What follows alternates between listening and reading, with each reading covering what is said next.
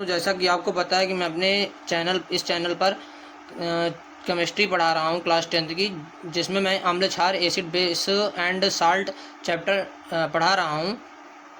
और इसमें मैंने आपको अम्ल क्या होते हैं, क्षार क्या होते हैं, इनकी आर्डिनस अवधारणा क्या है, सूचक क्या होते हैं, सूचकों के बारे में, इन सब के बारे में जानकारी प्रदान की है। अब चलते हैं हम अम्लों के रासायनिक या क्षारों के रासायनिक गुण, जो कि इस चैप्टर के सबसे महत्वपूर्ण टॉपिक हैं।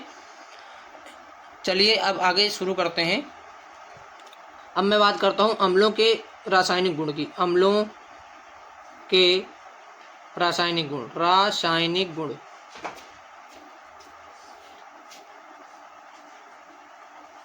अम्लों के साथ रासायनिक गुण में सबसे पहले हम पढ़ेंगे अम्लों की धातु के साथ क्रिया। धातु के साथ क्रिया।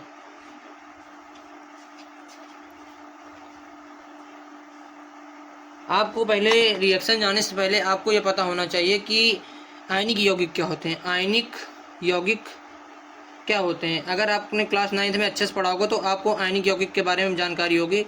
नहीं है तो मैं आपको शॉर्ट में बता देता हूँ।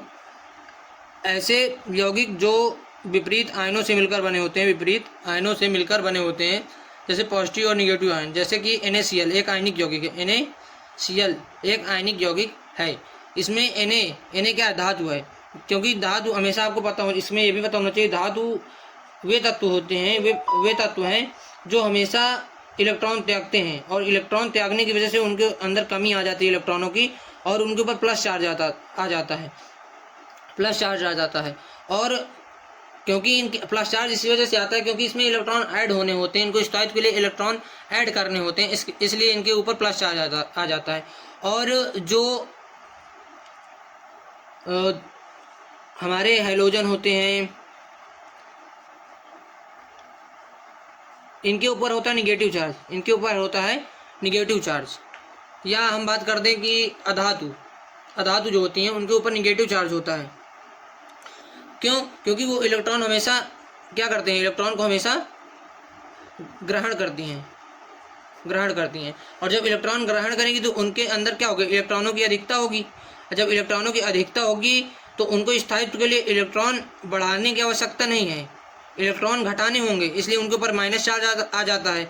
और इनको इलेक्ट्रॉनों की आवश्यकता होती है, इसके हमसे यौगिक बनाती हैं धातुएं, तो इसलिए इसके ऊपर प्लस चार्ज आता है और निगेटिव चार्ज आता है। और जब यही दोनों मिलकर या अन्य धातुएं अन्य तत्वों अन्य चीज़ों के साथ मिलकर या सहसंयोजी या अन्य आबंध बनाकर यौगिक का निर्माण करती हैं, आयनिक जब आयनों के माध्यम से निर्माण करती हैं तो आयनिक वो ऐसे यौगिक कहलाते हैं आयनिक यौगिक। ऐसे यौगिक कहलाते हैं आयनिक यौगिक। आशा है कि आपको ये समझ में आ गया होगा, क्योंकि आपको रिएक्शन अगर समझनी है तो सबसे पहले आपको आयनिक यौगिक पता होना चाहिए। ऐसे यौगिक जो विपरीत आयनों से मिलकर बने होते हैं, विपरीत आयनों के मिलने से बने हुए होते हैं, जैसे पॉजिटिव आयन हो गया और निगेटिव आयन। पॉजिटिव और निगेटिव, जब पॉजिटिव और निगेटिव आपस में एक दूसरे को अट्रैक्ट करेंगे तो ये मिलकर एक हो जाएंगे, और ये जो एक हो गया ये क्या हो गया, यौगिक है। और कैसा यौगिक है आपको पता है, क्योंकि ये आवेशित है, इसलिए इसको बोलेंगे आयनिक यौगिक। आपको ये तो पता चल ही गया होगा। हैलोजन या अधातु बोल दें। अधातुएं क्योंकि हमेशा इलेक्ट्रॉन को क्या करती हैं, अधातुएं जो होती हैं वो इलेक्ट्रॉन को क्या करती हैं, ग्रहण करती हैं, और धातुएं जो होती हैं इलेक्ट्रॉन को सदैव क्या करती हैं, त्यागती हैं। याद रखिएगा, क्योंकि त्यागती हैं इसलिए उनके ऊपर पॉजिटिव चार्ज आता है, और अधातुएं क्या हैं, वो ग्रहण करती हैं, इस वजह से उनके ऊपर निगेटिव चार्ज आता है। चलिए बात करते हैं अब अम्लों की धातु के साथ क्रिया की। आशा है कि आपको ये समझ में आ गया होगा। अब बात करते हैं, जैसे कि अम्ल, आपको अगर एग्जाम में पूछा जाए कि क्या होता है जब अम्लों की क्रिया धातुओं के साथ कराई जाती है, तो आपको सबसे पहले लिखना है कि अम्ल, यहाँ से शुरू करना है आपको लिखना, अम्ल प्लस धातु बराबर लवण प्लस हाइड्रोजन गैस। याद रखिएगा। और ये क्वेश्चन बार बार एग्जाम में पूछा जा रहा है, इसकी आने की 99.8% संभावना रहती है। किसी न किसी सेट में आता ही है, जैसे यूपी बोर्ड में 7 सेट होते हैं कि जब अम्लों की धातु से क्रिया कराते हैं तो कौन सी गैस बाहर निकलती है। तो आपको पता होना चाहिए कि कौन सी गैस बाहर निकलती है, हाइड्रोजन गैस, और इससे बुदबुदाहट की आवाज़ आती है। चलिए बात करते हैं अब, जैसे मैं ले लूँ एग्जाम्पल के तौर पर हाइड्रोक्लोरिक अम्ल। तो अभी मैंने बताया कि हाइड्रोजन के ऊपर कौन सा चार्ज होता है, प्लस चार्ज होता है। कौन सा चार्ज होता है, प्लस चार्ज होता है। और धातु के ऊपर कौन सा धातु है, मान लीजिए मैंने ले लिया Na, सोडियम, ठीक है। अभी मैंने बताया कि अम्लों के ऊपर कौन सा चार्ज होता है, प्लस। अम्लों के ऊपर नहीं, अभी मैंने बताया कि हाइड्रोजन के ऊपर कौन सा चार्ज होता है, प्लस, और धातु के ऊपर कौन सा चार्ज होता है, प्लस। क्यों? क्योंकि इलेक्ट्रॉन वो त्यागती हैं। अब आप इसको लिख सकते हैं H प्लस Cl माइनस, क्योंकि ये भी क्या है, एक आयनिक यौगिक ही है।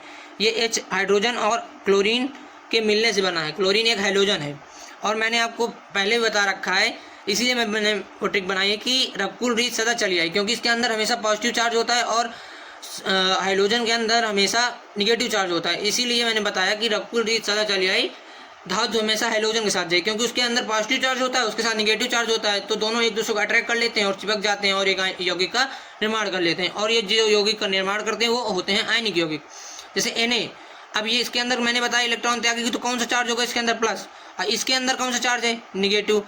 तो Na और Cl एक दूसरे को क्या कर लेंगे, अट्रैक्ट। तो ये कैसा क्या बना देंगे, NaCl, और साथ में कौन सी गैस निकलेगी, हाइड्रोजन।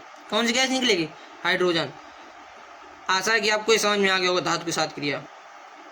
सोडियम क्लोराइड, यही नमक हम लोग ज़्यादातर यूज करते हैं, इसे ही साधारण नमक बोला जाता है, हाइड्रोजन गैस। अब बात करते हैं, अब हो गया अम्लों की धातु के साथ क्रिया। आशा है आपको समझ में आ गई होगी। मैं और भी एग्जांपल लेता हूँ, फिर आपको बताता हूँ अम्लों की धातु के साथ क्रिया। तो है +2, और ये सल्फेट आयन है, इसको हम लिख सकते हैं H प्लस SO4 का 2-, SO4 2-, मतलब इसके अंदर जो सल्फेट आयन है इसके अंदर -2 चार्ज होता है। वही बात इसमें बताएंगे, इसके अंदर -2 चार्ज होता है, मतलब इसके अंदर 2 इलेक्ट्रॉनों की अधिकता है और इसके अंदर 2 इलेक्ट्रॉनों की कमी है। इसीलिए ये दोनों आपस में क्या कर लेंगे, रिएक्ट कर लेंगे और एक रिएक्शन बना लेंगे। तो यहाँ से बन जाएगा ZnSO4, ZnSO4। अब क्योंकि इसके पास कितना चार्ज है, 2, तो इसका 2 आ जाएगा इसके पास, और इसके पास भी है 2, तो इसीलिए इन दोनों के चार्ज हो जाते हैं आपस में कैंसिल।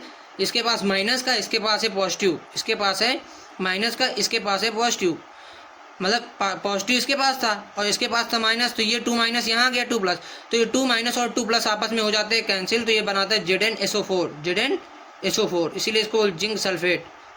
और यहाँ पे बनेगा जिंक सल्फेट, जो कि एक क्या है, लवण है। जितने भी सल्फेट आयन आते हैं, और जैसे ये है सल्फेट, ठीक है। और अब मैंने बताया कि क्या निकालेगा, H2, ठीक है। अब देखिए रिएक्शन बैलेंस भी हमारी बैलेंस करने की जरूरत नहीं, H2 क्या है, हाइड्रोजन गैस। आशा है कि आपको अम्लों के धातुओं के साथ क्रिया समझ में आ गई होगी, ऐसा क्यों होता है रिएक्शंस में। अब जैसे कि आप और एक उदाहरण ले लेते हैं एल्युमिनियम का। अब इसके पास होते हैं, ये 3 इलेक्ट्रॉन त्यागता है, ये 3 इलेक्ट्रॉन त्यागता है, इसके अंदर होता है +3 चार्ज। और ले लेते हैं एग्जाम्पल के तौर पे HCl को ले लेते हैं, मान लीजिए HCl। अब क्या होगा, इसके पास है प्लस, इसके पास है माइनस, तो ये इसका जो 3+ है, क्योंकि मैंने भी बताया रकुल रीत सदा चली आई, धातु हमेशा हाइड्रोजन के साथ जाई, तो AlCl बनाएगा, AlCl। बट इसके पास था 3 चार्ज, पॉजिटिव 3 चार्ज था, और 1 तो नीचे लिखने की जरूरत नहीं होती, क्योंकि इसके पास 1 चार्ज है तो 1 शो नहीं किया जाता है। इसी वजह से क्या बन जाएगा, AlCl3, एल्युमिनियम क्लोराइड। और फिर कौन सी गैस निकालेगी, फिर वही बात, H2। बट अब ये रिएक्शन आपको देखो बैलेंस नहीं है, क्योंकि यहाँ पे 3HCl है और यहाँ H2 है। देखिए ये रिएक्शन बैलेंस नहीं है, क्योंकि यहाँ क्या है, 3Cl है और यहाँ 2 हाइड्रोजन है, और यहाँ पे हमको कितने चाहिए, हम यहाँ पे क्या करते हैं, 6 लगा दें। क्या लगा दें, 6, तो 6 हाइड्रोजन हो गए, और यहाँ पे 2 हाइड्रोजन है, तो इसके आगे हम लगा दें 3, तो 3 × 6, अब टोटल 6 हाइड्रोजन हो गए। बट अब देखिए यहाँ Cl थे, क्या थे, Cl3, अब हो गए 6, यहाँ 3 थे, यहाँ 6 हो गए, तो यहाँ पे भी हम क्या लगा देंगे, 2, क्या लगा देंगे, 2। तो अब यहाँ पे Cl क्या हो गए, 6 हो गए। बट अब ये क्या हो गया, इधर 2 हो गए, इधर 1, तो यहाँ 2 लगा देंगे, तो हमारी रिएक्शन क्या हो जाएगी, बैलेंस।